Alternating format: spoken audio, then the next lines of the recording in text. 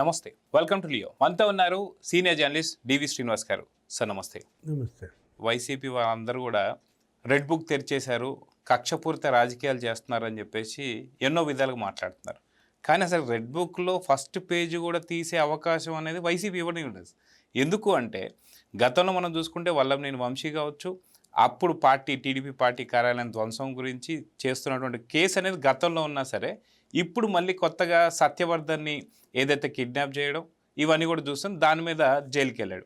అదేవిధంగా చూసుకుంటే పిన్నెల రామకృష్ణారెడ్డి కావచ్చు, ఇప్పుడు కొత్తగా వైసీపీ ఎమ్మెల్సీ అయినటువంటి ఒక అనంతబాబు, గతంలో ఏదైతే తన సొంత డ్రైవర్ అంటే వీధి సుబ్రహ్మణ్యాన్ని హత్య చేయడం కేసు అనేది పక్కన పెడితే, సాక్షులను ప్రభావితం చేస్తున్నటువంటి కేసులు ఈరోజు అరెస్ట్.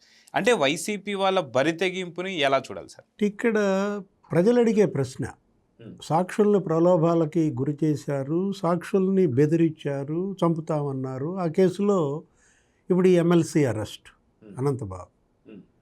మరి గతంలో సాక్షుల్ని బెదిరించిన ఇంకా అనేక కేసులు ఉన్నాయి, ఆధారాలు రూపుమాపిన కేసులు ఉన్నాయి. వాళ్ళ బెయిళ్ళు మరి కొనసాగుతున్నాయి. వాళ్ళ బెయిళ్ళు ఎందుకు రద్దు చేయటం లేదు?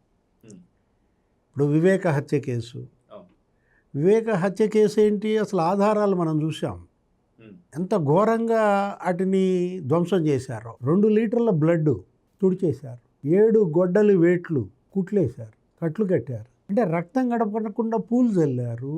అసలు మొత్తం దాన్ని గుండెపోటు అన్నారు, అక్కడక్కడ రక్తం ఉంటే రక్తపు వాంతులు అన్నారు. చివరికి హత్య అని పోస్ట్ మార్టం చేయాల్సిందే అని ఆమె పట్టుబడితే కూతురు పోస్ట్ మార్టం చేయించినాక హత్య అని నిర్ధారణ జరగగానే నారాసుర రక్త చరిత్ర అన్నారు.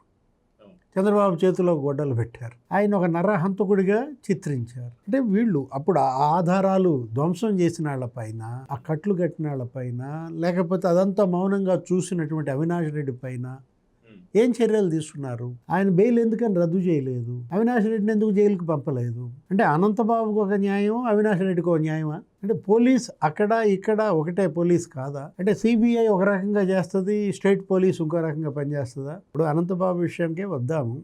ఏంటి ఆ 4 సాక్షులు, ఆ 4 సాక్షుల్ని పలానా ప్లాట్లో నిర్బంధించారు, కిడ్నాప్ చేశారు, ఏదో 4 లక్షలు 5 లక్షలు మాట్లాడారు, 5 లక్షలు ఇస్తామని 1 లక్ష అడ్వాన్స్ బలవంతంగా వాళ్ళ చేతిలో పెట్టారు, తీసుకోకపోతే చంపుతామని బెదిరించారు. పాటలో పట్టుకున్నారు. వీధి సుబ్రహ్మణ్యం తమ్ముడే పోలీసులకు చెప్పాడు, నవీన్.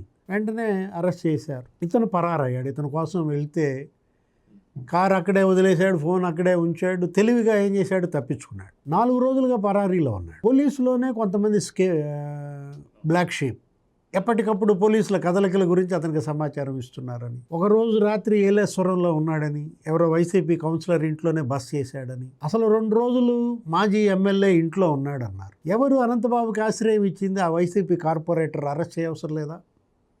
ఏలేశ్వరం 2 రోజులు బస్సు ఇచ్చినటువంటి తన ఇంట్లోనే పెట్టుకున్నటువంటి మాజీ ఎమ్మెల్యే అరెస్ట్ చేయవసరం లేదా? అసలు ఈ కేసుల్లో అనంతబాబు, వీధి సుబ్రహ్మణ్యం హత్య కేసు, అనంతబాబుని వాళ్ళ కాపాడటం, ఈ సాక్షుల్ని బెదిరించటం, వీటన్నిటిలో ద్వారంపూడి చంద్రశేఖర్ రెడ్డి హస్తం ఏంటి? అనంతబాబుకి ద్వారంపూడికి ఉన్న సంబంధాలు ఏంటి? ఇది గంజాయి మాఫియా, అది రైస్ మాఫియా, అంటే రేషన్ రైస్ మాఫియా. 1000 కోట్లు ద్వారంపూడి చంద్రశేఖర్ రెడ్డి కాకినాడ పోర్ట్ నుంచి ఇతర దేశాలకి పేదల బియ్యం అక్రమ రవాణా 20,000 కోట్లు అన్నారు. Pawan Kalyan seize the ship అన్నాడు. ఏమైంది? ఆ షిప్ ఏమైంది? పవన్ కళ్యాణ్ ఏమయ్యాడు? ద్వారంపూడి మాత్రం చిద్విలాసంగా అతని యొక్క కార్యకలాపాలు యథావిధిగా సాగుతున్నాయి. బెదిరింపులు, ప్రలోభాలు ఇప్పుడు చూశారు కదా.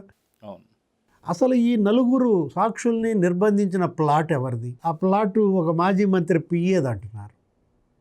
ఎవరా మాజీ మంత్రి? కన్నబాబు ఇప్పుడు మళ్ళీ స్క్రీన్ మీదకి వచ్చాడు. కన్నబాబుకి ఈ అనంతబాబుకి ఉన్న సంబంధాలు ఏంటి? అతను జర్నలిస్టుగా ఉండేవాడు, అతను కాస్త అప్పుడు కాంగ్రెస్ పార్టీలో చేరాడు, మంత్రి అయ్యాడు. జగన్మోహన్ రెడ్డిని అసలు ఈ పార్టీని జైలు పార్టీ అన్నాడు, బెయిల్ పార్టీ అన్నాడు, మళ్ళీ వైఎస్ఆర్ కాంగ్రెస్లో చేరాడు. అనంతబాబు కన్నబాబు సంబంధాలేంటి? అనంతబాబు ద్వారంపూడి చంద్రశేఖర్ రెడ్డి సంబంధాలేంటి? మొత్తం ఈ మాఫియా, ఈ గుట్టు బయట పెట్టాలి. ఇవాళ వీధి సుబ్రహ్మణ్యం అతనికి మామూలు ఆ కుటుంబాన్ని ఇవాళ ఏంటి ఆదుకుంది ప్రభుత్వం, కొంతమేరకు ఏదో ప్రభుత్వ ఉద్యోగం ఇవ్వటం, లేకపోతే కొంత సహాయం అందించటం జరుగుతోంది.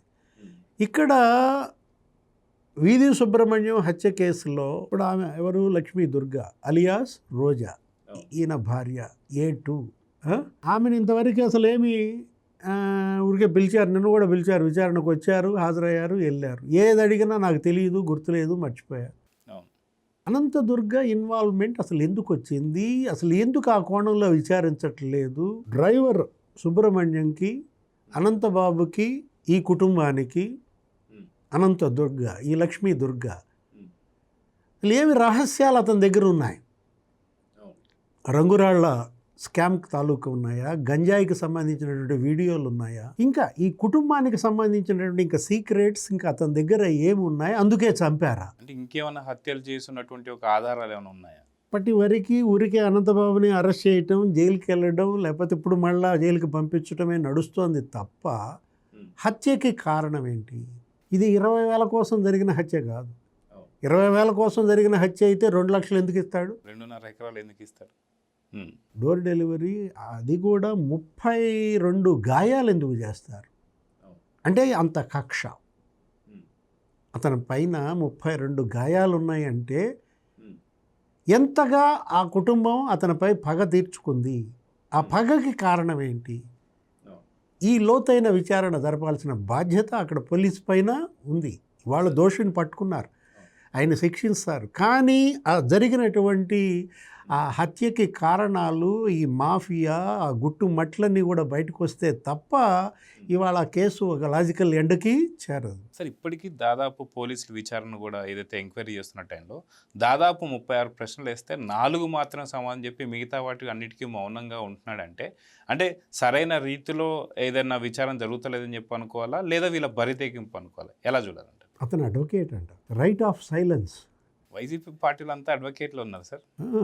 అడ్వకేట్లు కూడా ఏంటి, ఇప్పుడు క్రిమినల్స్ ఆ క్రైమ్ నుంచి తప్పించుకోవడానికి అడ్వకేట్స్, ఇవాళంతా K2 డూప్లికేటా లేకపోతే K2 అడ్వకేటా? ఇప్పుడు పొన్నవోలు సుధాకర్ రెడ్డి లేకపోతే పిఎస్ఆర్ ఆంజనేయులు వీళ్ళందరూ ఒక ట్రైనింగ్ స్కూల్ కూడా పెట్టారని, ఏ విధమైనటువంటి ప్రశ్నలు అడుగుతారు, ఏ విధమైనటువంటి ఆన్సర్లు ఇవ్వాలి, ఇదంతా కూడా ముందే వాళ్ళకి ఇచ్చారని. అసలు నాకు తెలియదు రైట్ ఆఫ్ సైలెన్స్ అంటూ ఒకటి ఉందని. ఏది ఇప్పుడు మరి పిఎస్ఆర్ ఆంజనేయులు గారు మామూలు వ్యక్తి, మౌనంగా ఉండే హక్కు కూడా మన ప్రాథమిక హక్కు అని తేల్చిన పరిస్థితుల్లో ఇవాళ అనంతబాబు, లక్ష్మీ దుర్గ అడిగిన ప్రశ్నలు ఏంటి? లక్ష్మీ దుర్గని మీ పేరేంటి? నాకు తెలియదు. మీ ఆయన పేరేంటి? గుర్తులేదు. మీ ఫోన్ ఎక్కడ? మీ ఫోను మర్చిపోయాను. అంటే ఇవాళ ఎవరితో ఆడుకుంటున్నారు? అంటే పోలీస్తో క్రిమినల్స్ ఎంత ఆడుకుంటున్నారు అనే దానికి ఇవే ఒక మచ్చు తుణుకలు ఈ కేసులే. వివేక హత్య కేసు అయినా, లేకపోతే ఈ వీధి సుబ్రహ్మణ్యం హత్య కేసు అయినా, లేదు ఆ పెద్ద దస్తగిరి హత్య కేసు అయినా, కిల్లర్స్ పార్టీగా వైఎస్ఆర్ కాంగ్రెస్. ఇవాళ ఏంటంటే నరహంతకుల పార్టీగా వైఎస్ఆర్ కాంగ్రెస్ దేశ చరిత్రలో మరి ఎలక్షన్ కమిషన్ ఎందుకని దృష్టి పెట్టలేదో ఇంతవరకు మనకైతే అర్థం కాదు. ఇంకా భవిష్యత్తులో ఇంకెన్ని హత్యలు చూడాలో. సో చూద్దాం సార్, ఖచ్చితంగా ఒక మంచి ప్రముఖ స్థానంలో ఉన్నటువంటి ఒక ఎమ్మెల్సీ అనంతబాబు కూడా ఇలాంటి పనులు చేస్తున్నాడంటే, అనంతబాబు గారు అనాలి. అంటే ఎస్పీ అన్నట్టు అనే కదా తెలుసు సార్, ఎస్పీ కూడా అనంతబాబు గారు అన్నట్టుగా ఆ రకంగా సంబోధించలేము. కానీ కాకపోతే ఇప్పటికైనా సరే లోతైన విచారణ అయితే జరగాలి, కఠినమైన శిక్షలు అయితే వేయాలని అయితే కోరుకుందాం సార్. నమస్తే sir. Please subscribe to Leo news for more videos.